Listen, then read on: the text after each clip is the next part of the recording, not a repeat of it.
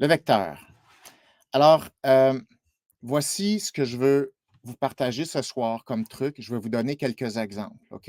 Ceci, c'est comme le centre du deuxième volet de Psychom Odyssey, Psychom 2, c'est le vecteur. Le vecteur, c'est comment on construit un message. Si vous voulez faire une demande à quelqu'un, si vous voulez émettre une idée qui est centrale pour une personne, si vous voulez, heu que les gens considèrent quelque chose d'important pour vous, là, un contenu très important pour vous. Ça veut dire qu'il y a un message central, une demande, il y a un contenu pour lequel vous voulez créer de la valeur et créer de l'importance. Il faut savoir comment l'exprimer, ce contenu-là. Si vous saviez comment c'est facile brûler des messages avec une mauvaise technique, c'est incroyable. Et c'est pas parce que les intentions étaient pas bonnes, c'est pas parce que l'idée était pas bonne à la base, c'est que ça n'a pas créé d'énergie. Là, ce que je veux vous dire ce soir, c'est lorsque vous communiquez pour avoir de l'autorité, de l'influence, du leadership, si vous avez quelque chose d'important à dire, il faut créer un message qui vient soutenir ce morceau-là. Et ça s'appelle un vecteur. Alors, qu'est-ce qu'un vecteur? Encore une fois, je prends un petit 5 minutes pour résumer des éléments de Psychom 2.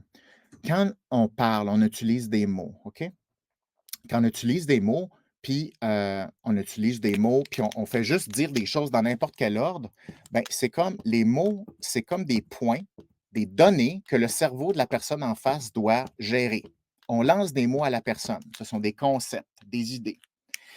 Et là, pour fabriquer du sens, le cerveau de la personne en face de vous essaie d'avoir du fun, essaie de créer de l'énergie. Donc, si les mots sont mis dans n'importe quel ordre, le cerveau en face de la personne n'a pas le choix que d'essayer de créer sa propre énergie à partir de vos mots.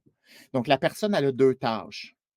Créer de l'énergie, comprendre vos mots et maintenir ces mots-là en tête pour être capable de les replacer dans le bon ordre dans sa tête. Donc, ce qu'une personne va faire, si le message est dit tout croche, c'est qu'il va essayer de refaire le chemin qui va susciter le plus d'énergie. OK? Donc, on demande au cerveau de garder en mémoire court terme les éléments qu'on est en train de communiquer. Puis en plus, on exige au cerveau de mettre les éléments dans le bon ordre pour susciter le maximum d'énergie. Parce que c'est ça que les humains veulent. Vous voulez de l'énergie et votre interlocuteur veut de l'énergie. Tout le monde veut de l'énergie.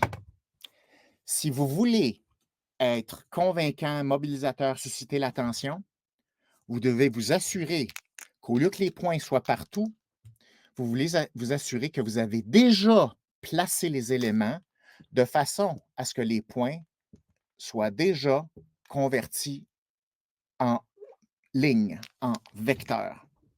Si les éléments sont placés dans le bon ordre, un élément mène à l'autre, qui mène à l'autre, qui mène à l'autre, et l'énergie augmente.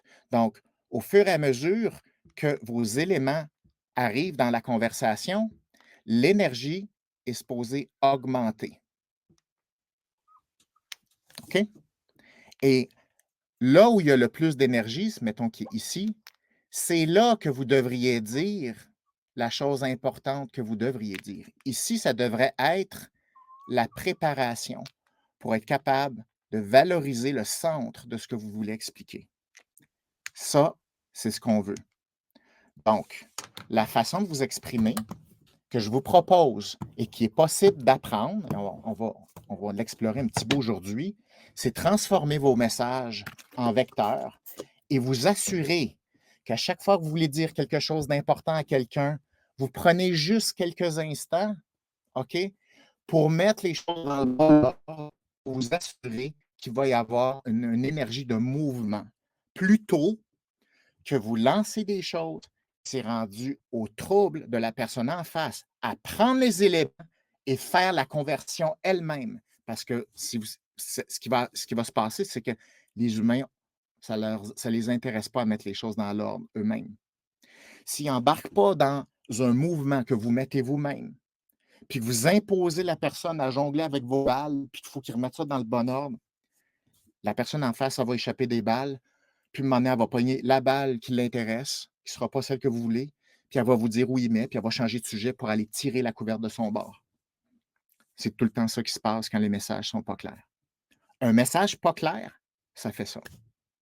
Un message clair, c'est un vecteur et c'est un vecteur qui va faire en sorte que la personne va vous écouter, son intérêt va grandir, puis au bout, elle va vouloir aller plus loin. Elle va être curieuse, elle va vous poser des questions, elle va vouloir aller plus loin. Donc là, on va passer à l'autre étape de la conversation, c'est-à-dire le dialogue où vous avez placé votre point, c'est converti en attention positive, en mobilisation, puis là, on avance à deux. Ça, là, c'est comme ça qu'on émet des idées importantes. Donc, s'il y a quelque chose qui va le cher pour vous, une idée, une demande, un sujet important, de grâce, brûlez-le pas. Structurez-le en vecteur avant. Après ça, on l'exprime en vecteur.